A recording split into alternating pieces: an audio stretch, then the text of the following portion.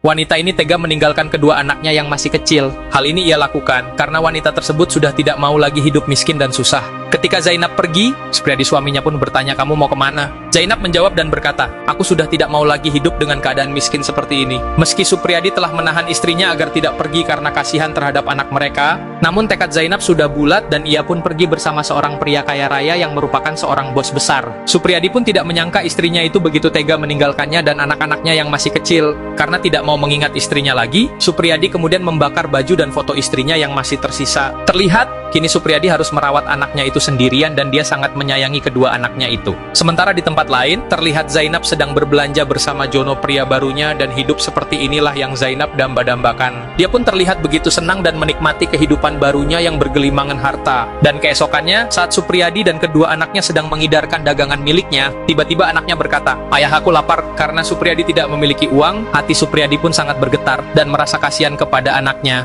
Untungnya, dia masih menyimpan sepotong roti dan memberikan roti itu kepada anaknya sementara dia tidak memakan apapun. Tak lama kemudian, Zainab lewat dan melihat kedua anaknya bersama Supriyadi mantan suaminya. Lalu gadis kecil ini melihat ayahnya yang tidak makan, ia membagi roti tersebut kepada ayahnya. Dan saat Supriyadi datang ke sebuah rumah makan untuk meminta sedikit air, tanpa sengaja gadis kecilnya melihat ibunya yang sedang makan enak di sana. Gadis kecil ini lalu mendekati ibunya, namun Jono pria baru Zainab melarangnya untuk mendekati anaknya. Sementara Supriyadi yang baru sadar anaknya hilang, langsung mencari dan menemukan anaknya sedang bersama ibunya. Dia langsung mengajak anaknya itu untuk keluar dari sana, dan karena melihat anak-anaknya yang kelaparan, Zainab lalu mengejar mantan suaminya dan kedua anaknya. Dia lalu memberikan uang kepada mantan suaminya untuk membeli makanan. Namun Supriyadi tidak sudi untuk menerimanya dan malah membuang uang itu. Kemudian datanglah Jono yang langsung menarik Zainab dan menyiksanya secara membabi buta. Lalu keesokannya, terlihat dengan wajah penuh lebam, Zainab meminta izin kepada bodyguardnya untuk memperbolehkannya menemui kedua anaknya. Lalu Zainab pun menemui anaknya dan mencium anaknya tersebut. Dan kini, Zainab pun menyesal dengan pilihannya karena telah meninggalkan suami dan anak-anaknya.